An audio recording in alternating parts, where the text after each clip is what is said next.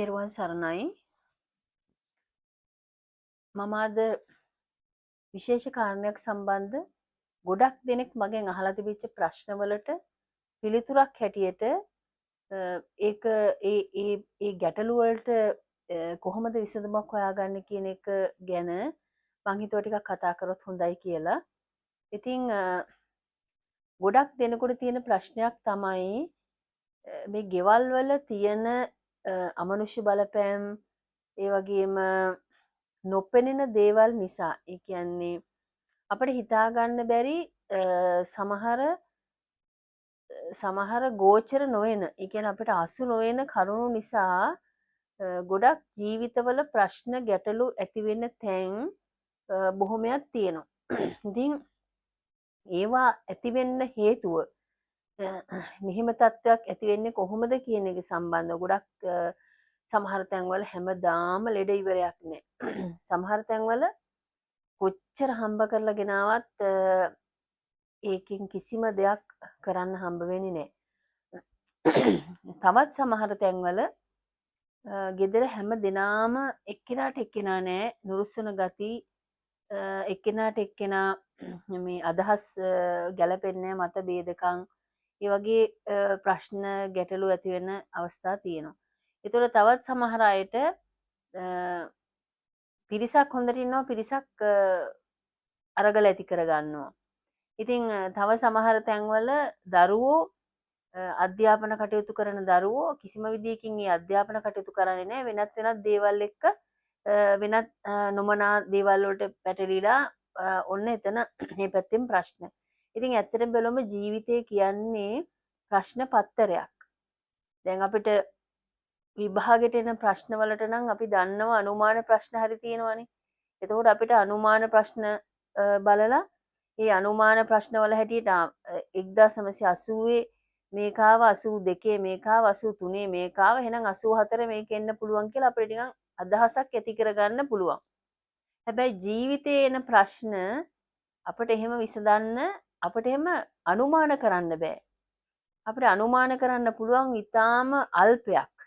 නමුත් මේ ජීවිතයේ කියන මේ රඟහලේදී ඇත්තනම අපිට එන ප්‍රශ්න අපිට එහෙම අනුමාන කරලවත් හිතාගන්න බැරි ප්‍රශ්න තමයි අපිට ජීවිතේ එන්නේ. එතකොට ලැබෙන ප්‍රශ්නෙට උත්තර හොයාගන්න එක තමයි අපිට කරන්න සිද්ධ වෙන්නේ. එහෙම නැත්නම් අනේ මේ ප්‍රශ්නේ මේ දවසේ එයිද දන්නේ නැහැ. එහෙමනම් ඒකට කොහොමද කරන්න කියලා කල්ැතුව හිතලවත් සමහර ප්‍රශ්න වලට උත්තර හොයන්න බෑ. ඉතින් ඒ නිසා අපි ඇත්තෙන්ම එනේන ප්‍රශ්නෙට උත්තර දෙන්න තරම් අපි දැනුමක් ඇති පිරිසක් වුණොත් අපිට අන්නේ ප්‍රශ්න වලින් නිවැරදිව ජීවිතේ අවුල් කරගන්න නැතුව ඕනෑම ප්‍රශ්නයකට ධෛර්යමත්ව මුහුණ දෙන්න අපිට ශක්තියක් ඇති කරගන්න පුළුවන්. නමුත් එහෙම වෙන්න නම් අපිට ගොඩක් දේවල් පිළිබඳව ජීවිතේ විතරක් නෙමෙයි සමාජමය වශයෙන් ආර්ථිකමය වශයෙන් ඒ වගේම රැකියාවල් වෘත්තීමය වශයෙන් මේ හැම දෙයක් පිළිබඳව හොඳ අවබෝධයක් අපිට තිබුණොත් අපිට පුළුවන් ඒවයින් අත මිදෙන්න. ඉතින් ඒකට එක මම කලින් වීඩියෝ එකෙත් මම කිව්වා ඒකට එක උදාහරණයක් නෙමෙයි ඒකට ඇත්තට මේකට හොඳ උත්තරයක් තමයි අපේ සකුණ මණ්ඩලය කියන්නේ අපේ ඕරා එක හොඳට ශක්තිමත් කරගන්න එක. ඒකෙන් අපිට ගොඩාක් ප්‍රශ්න වලට උත්තර හොයාගන්න බොහොම ලේසියෙන් පුළුවන් වෙනවා. ඉතින් ඒ සකුණ මණ්ඩලය ප්‍රභාස්වර කර ගැනීමට අවශ්‍ය කරන නොයෙක් ක්‍රමවේද නොයෙක් ආධ්‍යාත්මික ක්‍රමවේද පවා මං ඉදිරියේදී එකින් එක විස්තර කරන්නම්. ඉතින් ඒ සකුණ මණ්ඩලයේ ශක්තිමත් කරගන්න එක අපි කොහොමත් අපි කළ යුතුම දෙයක්. මොකද එහෙම වුණොත් අපිට මේ කියන ප්‍රශ්න වලින් වුණත් අපිට ගැලවෙන්න ඒක ලොකු ශක්තියක් වෙනවනේ. ඉතින් ඒකට අමතරව අපිට මේ අදෘශ්‍යමාන ලෝකයෙන් එන නොපෙනෙන ලෝකයේ තුලින් එන සමහර ගැටලු අපිට හරීම අමාරුයි හරිම සංකීර්ණයි තෝරගන්න. මෙතන මමත් ඇත්තටම අපහසුතාවයට පත්වෙච්ච තැන් ගොඩක් තියෙනවා. මේ කාරණාව පැහැදිලි කරන්න බැරිකම නිසා සමහර උදවිය මාත් එක්කත් සමහර අමනාප වෙච්ච අවස්ථා තියෙනවා. මොකද හේතුව අදෘශ්‍යමාන තත්වයක් එක්ක ගනුදෙනු කරනවා කියන එක හරිම අමාරු දෙයක්. ඒ කියන්නේ අපිට ඇහැට පේන්නේ නැහනේ. ඒතර නොපෙනෙන දෙයක් ගැන විග්‍රහ කරන එක, නොපෙනෙන දෙයක් පිළිබඳව තේරුම් කරගන්න එක, ඒ විෂයපතේ පිළිබඳ දැනුමක් නැති අයට හරි අමාරුයි ඒක කරන්න. මොකද ගොඩක් දෙනෙක් හිතනවා මේ මොනවා හරි අපි හිතමු දැන් හරි අමනුෂ්‍ය උපද්‍රවයක් තියෙනවා ගෙදරට. එතකොට ඒක අපි නිදහස් කරගන්න හදනවා. එතකොට ඒ වගේ වෙලාවක හුඟක් දෙනෙක් හිතනවා මේක කඩෙන් බඩුවක් ගන්නවා වගේ ඔන්න මුදල් දුන්නා, ඔන්න බඩු ටික දුන්නා, ඔන්න වැඩේ හරි කියලා කියන්න ඒ කරන්න බලාපොරොත්තු වෙන තමයි ගොඩක් අය ඉන්නේ. හැබැයි මේක එච්චර ලේසියෙන් හිතන තරම් ලේසි දෙයක් නෙමෙයි. මොකද අපිට පේන මිනිස්සෙක් එක්ක නම් අපිට ඕන ගනුදෙනුවක් කරගන්න පුළුවන්. හැබැයි නොපෙනෙන දේවල් එක්ක නොපෙනෙන අය එක්ක අපි මේ කරන ගනුදෙනුව මේ කාර්යභාරය ඇත්තටම හරීම අවබෝධයෙන්ම කරගන්න ඕන දෙයක්. ඉතින් ඒ අවබෝධය නිකන් එන්නේ නැහැ. විෂය පිළිබඳව දැනුවත් වෙන්න එපා. ඉතින් ඒ නිසා මම හිතුවා මේ සම්බන්ධව යම්කිසි අවබෝධයක් ඇති කරගත්තොත් අපිට ඉදිරියේ යම්කිසි වැඩක් කරන්න ගියාම මේක හරිම පහසු වෙනවා. මොකද එහෙම නැත්නම් මේ දෙපාර්ශ්වය අතර ඒ හුවමාරු කිරීම අවබෝධ කර ගැනීම හරියට නොවුනොත් අපිට ඒ අදෘශ්‍යමාන තත්වයන්ගෙන් එන ගැටලු විසඳ ගන්න නම් කිසිසේත්ම ලැබෙන්නේ නැහැ. මොකද හේතුව අපි දැන් උදාහරණයකට මම කියන්නේ දැන් අපි ගෙදරක ආරක්ෂාවක් කරනවා කියලා හිතන්න. දැන් ඒ වගේ වෙලාවක දැන් එතන ඒ ගෙදර ඉන්නවා අවුරුදු 40ක් 50ක් 60ක් මියගිය පුද්ගලයෝ. ඒගොල්ලන් අවුරුදු 40ක් 50ක් 60ක් මිය ගිහිල්ලා මේ ජීවත් වෙලා ඉඳලා මේ ඒ ගෙදර තමයි මිය ගිහිලා තින්නේ. එතකොට ඒ උදවිය ඒ ගෙවල් වලම මිය ගිහිලා ඒ ගෙවල් වලම ඉන්නවා.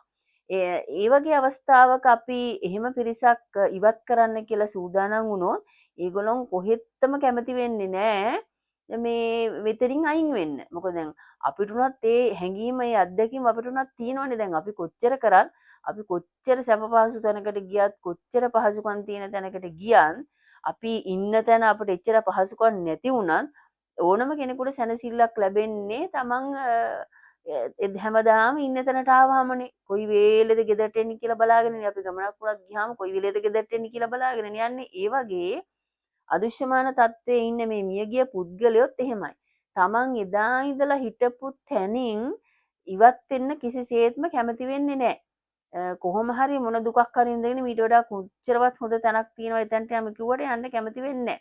දැන් වැඩි දෙයක් ඕනේ නැහැ.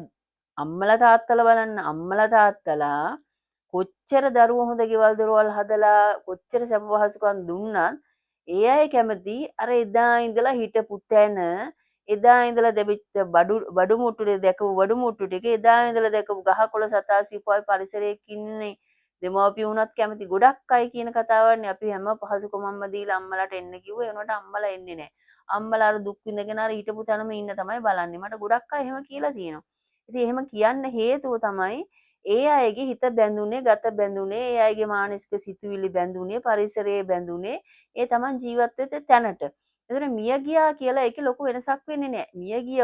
මිය ගිය අවස්ථාවේදීත් ඒ අය යම්කිසි ආධ්‍යාත්මික ගමනක් තුල ඉඳලා ඒගොල්ලන් හිත එකඟ කරගෙන ඒගොල්ලන් කුසල් පූර්ණය කරගෙන මිය ගිහිල්ලා වෙනත් ආත්ම වලට ගියොත් ගැටලුවක් නැහැ. එහෙම නැතුව ඒ අය තමන්ගේ නිවසේම නතර වුණොත් ඊට පස්සේ අය කැමති වෙන්නේ වෙන තැනකට ගෙනියන්න. වෙන තැනකට යන්න කොහොමදවත් කැමති වෙන්නේ නැහැ.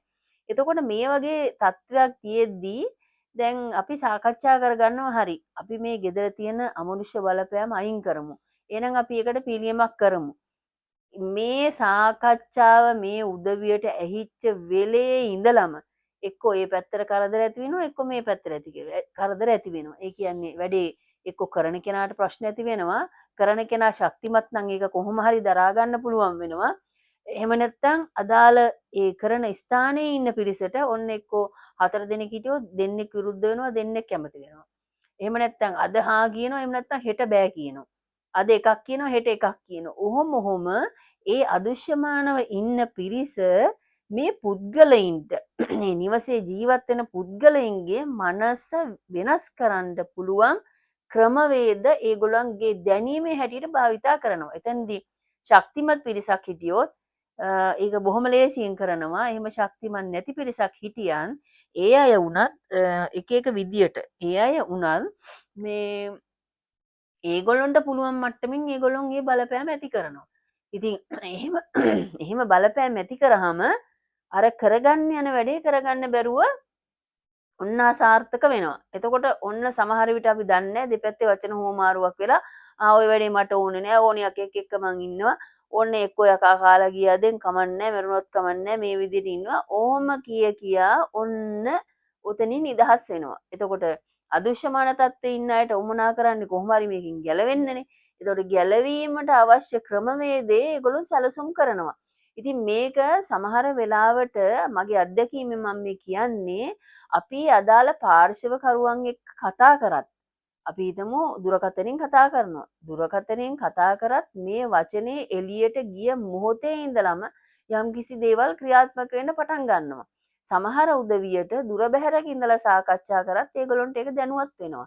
ඒ එක එක්කෙනාගේ ආත්ම ලැබපු විදිය අනුවනේ එක එක්කෙනාට එක එක්කෙනාගේ ශාරීරික తত্ত্বය ඒ අදුෂ්‍යමානව ඝනත්වයෙන් නැති වුණාට ලිහිල්ලාකාරයෙන් පැවතුනොත් ඒ අයට යම්කිසි දැනීම් sannivedana ක්‍රමවේද තියෙනවා. ඒ ක්‍රමවේද ඔස්සේ ඒ අය ඒ පිළිබඳව දැනුවත් වෙනවා. දැනුවත් වෙච්ච ඉලේ ඉඳලා ඔන්න ප්‍රශ්න ඇති කරනවා. එක්කෝ කාර්ය කරන පුද්ගලයාක තරහ කරනවා. එක්කෝ වෙන කවුරු හරි ඔන්න කෙනෙක්ගේ ඇඟට හිමීට සම්බන්ධ වෙලා ඇවිල්ලා වෙන කෙනෙක්ගේ මාර්ගයෙන් මේ පුද්ගලයාගේ හිත වෙනස් කරනවා. මේ විදියට අපි ගෙදරක් අපි මේ ගෙදරක හෝ ඕනම ස්ථානයක යම්කිසි කටයුත්තක් කරන්න යනකොට මෙන්න මේ වගේ තත්ත්වයක් ඇති වෙන්න පුළුවන්. එතකොට අපි ඇත්තටම සූක්ෂම වෙන්න ඕනේ. අපි කල්පනාකාරී වෙන්න ඕනේ. අපි දක්ෂ වෙන්න ඕනේ මේ කාරණය පාර්ශවකරුවන් දෙපැත්තෙම අය මේක හොඳින් අවබෝධ කරගෙන කොච්චර දක්ෂ කෙනෙක් කරා වුණත් වැඩක් නෑ. දෙපාර්ශවයේ මේ කාරණය අවබෝධ කරගෙන දෙපැත්තෙන්ම මේ සහයෝගය ආවේ නැති වුණොත් වැඩේ කරන්න වෙන්නේ නැහැ. එක පැත්තකින් කොච්චර දේවල් කරන්න හැදුවත් වැඩක් නැහැ. අදාළ පාර්ශවකරුවෝ ඒ ශක්තිමත් භාවයෙන් ඒ අදිෂ්ඨානෙන් ඒකට මුහුණ දුන්නේ නැත්තම්. ඉතින් ඇත්තටම ඒ වගේ තත්වයන් වලට මැදිහත් වෙන එක වළක්වන්න තමයි මම ඔය සකුණ මංජරිය හඳුන්වලා දීලා ඒ ඖෂධ කැටය නිතර භාවිතා කරන්න කිව්වේ. ඒකෙන් තමන්ගේ ඕරා එක වෙනස් වෙනවා. ඒ තමන්ගේ සකුණ මණ්ඩලය වෙනස් කරගන්න පුළුවන් වෙනවා. ඕන සකුණ මණ්ඩලය වෙනස් වුනහම අපේ කායික මානසික ශක්තිය ඇති වෙනවානේ. අන්න එතකොට අපිට අදුෂ්‍යමානයට අපිට බලපෑම් කරන්න බැරි වෙනවා. ඔන්න ඔය தત્ත්වය ගොඩනගා ගන්න තමයි මම මේ සකුණ මංජරිය ගැනත් ඇත්තටම හඳුන්වලා දුන්නේ. එතකොට ඔය වගේ අපිට නිවසක වුණත් අපිට යම්කිසි කාර්යයක් සිද්ධ කරන්න ගියාම ওই විදිහේ ප්‍රශ්න ගැටලු ඇති වෙන්න පුළුවන්. ඊළඟට අපි කොච්චර උත්සාහ කළත් අපි ඒ බලාපොරොත්තු වෙන ස්වභාවය අපිට ළඟා කරගන්න බැරි වෙනවා. ඉතින් ඒ නිසා මේ අදුෂ්‍යමානය තුලින් ඇතිවෙන මේ ස්වභාවය ඇත්තටම අපි හොඳට අවබෝධ කරගන්න ඕනේ. අනිත් කාරණේ තමයි මේ අදුෂ්‍යමාන තත්ත්වයන් නිවසේ ක්‍රියාත්මක වුණාම අපි කන බොන කෑම බීම නිතර අත ගන්නවා. එතකොට අපි නිදා ගන්න නැදන් වල සමහරට නිදා ගන්නවා. එතකොට අපිට නොපෙනුනාට අපේ ජීවන චක්‍රය ඇතුළත මේ අය ලොකු බලපෑමක් අපේ ශරීරයට අපිට කායික මානසිකව ඇති කරනවා. එතකොට ඒ වගේ අවස්ථාවන් යෙදෙන වෙලාවේදී අපි ගෙදර ආරක්ෂාව විතරක් කරලා වැඩක් නෑ. ආරක්ෂා මුට්ටි 4 විතරක් දැම්මා කියලා ප්‍රශ්නේ විසඳෙන්නේ නෑ. අපි නිවසේ ඉන්න අය ආරක්ෂාවල් දාන ගමන්ම නිවසේ ඉන්න පිරිස අනිවාර්යෙන්ම මල මුත්‍ර විරේකයක් කරන්න ඕනේ. මොකද මේ අදුෂ්‍යමාන තත්ත්වයේ තුල යම් ආහාර පාන අපිට කැවිලා තියෙන්න පුළුවන්. අපි නොදැනුවත්ව අපි ඒව කාලා තියෙන්න පුළුවන්. ඉතින් ඒ වගේ තත්ත්වයක් තිබුණොත් අපේ ශරීරයට එක බලපානවා, ලෙඩ දුක් ඇති වෙනවා. ඉතින් හිසේ සිට පාදාන්තය දක්වාම ඇති වෙන රෝග උපද්‍රවයන් ඇති වෙන්න පුළුවන්.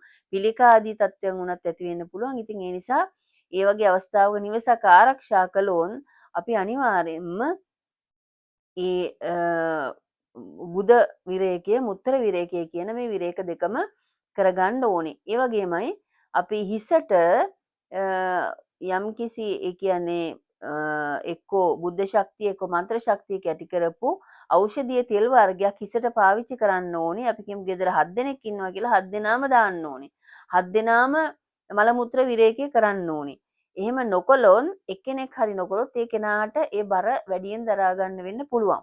ඉතින් ඒ නිසා මේ මල මුත්‍ර විරේකී කරන ගමන් ඒ වගේම නිවසේ ආරක්ෂාවට ආරක්ෂක මුට්ටි යන්ත්‍රය ඒ දේවල් යොදන ගමන් මම ඉදිරියේදී කියලා දෙනවා යන්ත්‍රයකින් කොහොමද මේ ශක්තිය ගොනු කරගන්නේ කියලා. ඒ කියන්නේ මේ යන්ත්‍රයක් ඇත්තටම මේ ඇත්තද මේක? මේ යන්ත්‍රය දාගත්ත ගමන් ඇත්තටම ඒකේ සහනයක් එනවද?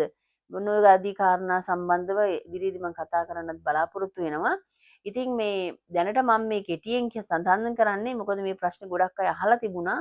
ඉතින් ඒ නිසා මම මේක සඳහන් කරන්නේ මේ අදුෂ්‍යමාන தත්ත්වය තුල ඇතිවෙන දේවල් අපිට ඇත්තටම හරිම අමාරුයි මේ ග්‍රහණය කරගන්න. අපිට ඒක අවබෝධ කරගන්නත් ඇත්තටම අමාරුයි.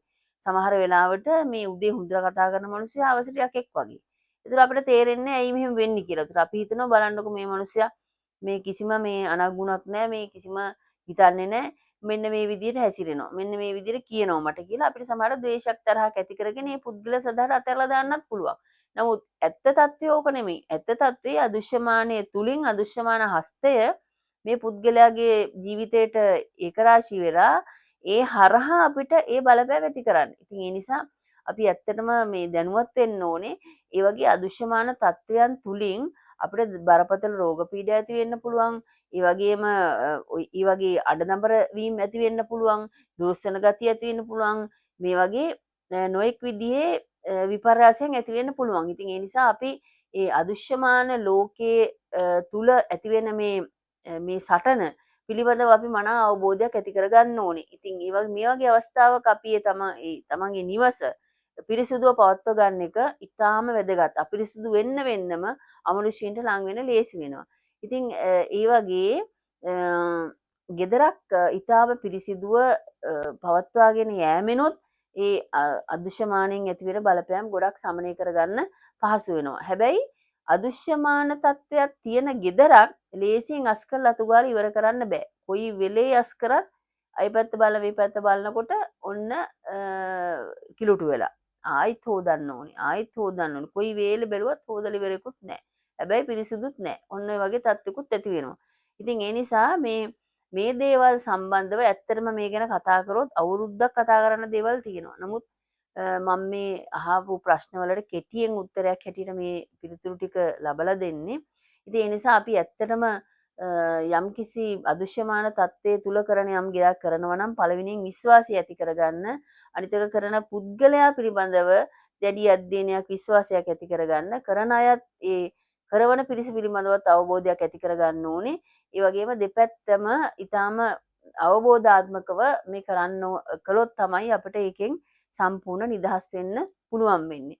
එහෙම නැත්නම් අපි ආගමානුකූල වත්පිළිවෙත් කරලා ඒ බණ භාවනා කරලා පිරිත් සූත්‍ර සජ්ජානාව සිද්ධ කළා. ඒ වගේ දේවල් වලුත් යම් කිසි පිරිසක් අයින් කරගන්න පුළුවන්. හැබැයි හැමෝම බෑ. හැමෝමත් බෑ. බහුතරයක් බැරි ප්‍රශ්නයක් තමයි තියෙන්නේ. මොකද ගොඩක් අය ඒ ධර්මානුකූල ප්‍රතිපත්ති වල ඉඳලා මැරිච්ච අය නෙමෙයි. ඒගොල්ලොත් ඒ වගේ තත්ත්වයටපත් වෙන්නේ. ඒගොල්ලෝගේ තාත්ම ටිකක් පහත් යන තැන්වල තියෙනකොට තමයි මේ වගේ දේවල්ට සම්බන්ධ වෙන්නේ. ඉතින් ඒ වගේ තත්ත්වක කෙනෙකුට අපි පිරිත් කිව්වා කියලාම ඒගොල්ලොන්ට ඒකෙන් නිදහස් වෙන්න පහසුකමක් එන්නේ නැහැ. ඉතින් ඔන්න ඔය වගේ බොහෝ කාරණාවල් හේතු වෙනවා අපේ නිවෙස්වල මේ වගේ ප්‍රශ්න ගැටලු නොඑක් විදිහේ විවිධ පීඩාකාරී ස්වභාවයන් ඇති වෙන්න. ඉතින් ඒ නිසා අපි ඒවට මොනවා හෝ පිළියම් යොදමින් ඒවා සමනය කරගන්නට අපි උත්සාහයක් කිරීම අපේ ජීවිතයේ යහපත් පැත්තකට යහපත් හැරවුම් ලක්ෂයක් කරා අපිට ගමන් කරන්න ඒක ලොකු පහසුවක් වෙනවා. ඉතින් ඒ වගේමයි මම අදත් මේ කියන්නේ මොකද මේ ප්‍රශ්නේ නිසා බොහෝ දෙනෙක් පීඩා විඳිනවා.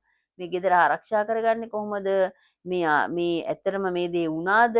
එහෙම නැත්නම් මේක නිකන් කලා විතරද? මේ වගේ නිකන් හැම විටම සැක කුසක් ඇති වෙනවා. ඒ නිසා ඒවා හරියට විසඳා ගන්න, ඒවා හරියට විශ්ලේෂණය කරගන්න මේ විෂය පිළිබඳව ලොකු අවබෝධයක් කොහොම වුණත් අඩුම ගානේ යම් ප්‍රමාණයක හරි අවබෝධයක් ඇති වෙන්නම ඕන. ඉතින් ඒ නිසා ඔබ හැමදෙනාම මේ සම්බන්ධව මේ අදුෂ්‍යමාන තත්ත්වයක් තුලින් නිවස කොහොමද බලපෑම් ඇති කරන්නේ කියන කාරණාව සම්බන්ධව මම මේ කතා කරන්නේ. මේ සම්බන්ධතා උදාහරණ ගොඩාක් දෙන්න තියෙනවා. නමුත් දැනට කාල වේලාව ගැන හිතලා මම මේ කෙටියෙන් අදහසක් කිව්වේ.